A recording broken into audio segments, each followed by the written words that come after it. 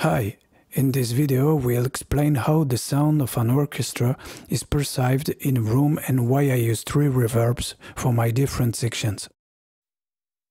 First, we need to know how a symphony orchestra is formed. For this, I've drawn up a simplified illustration to help us better understand the physics of sound. Here we are on this point. Directly in front of us are the strings. A little further on are the woodwinds, then the brass and finally the percussion at the back. And finally, we have our wall at the back of the room. It's this wall that interests us here, as it's the last reflections that our ear will perceive. The first thing our ear perceives is the direct sound generated by the instrument, represented here by the blue arrows. Reflections are the difference between the direct sound and the sound reverberated by the walls of the room. Here, on the left, we have the sound sent by the strings to the back wall and then the reflections back to our ear. Obviously, sound travels in all directions, but what interests us here are the last reflections.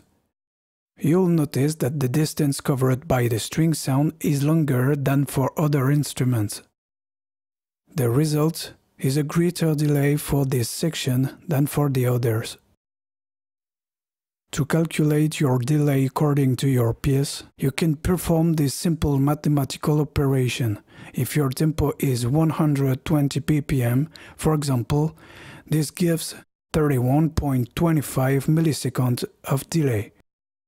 Okay for the strings, but what about the other sections? Here's why I use 3 reverbs, front, mid, and rear. The woodwinds are in the middle of the orchestra and the sound path is shorter between you and the walls. So, I can halve the value of my basic delay to keep in step with the rhythm of the piece.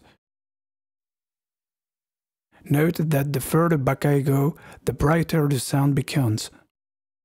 If my strings have reflections of up to 8.5 kHz, those of my woodwinds should go down a little in clarity, to something like 7 kHz. For my brass and percussion instruments, there is no longer any delay in the reflections, as the direct sound emitted by the instruments reaches me almost at the same time as the reflections. So the overall sound is more drowned in reverb and darker. Please note that this is my personal method of getting as close as possible to reality, but you can do your own research and make your own adjustments. I hope this has helped you to better understand reverb for an orchestra, and I'll see you soon. Bye.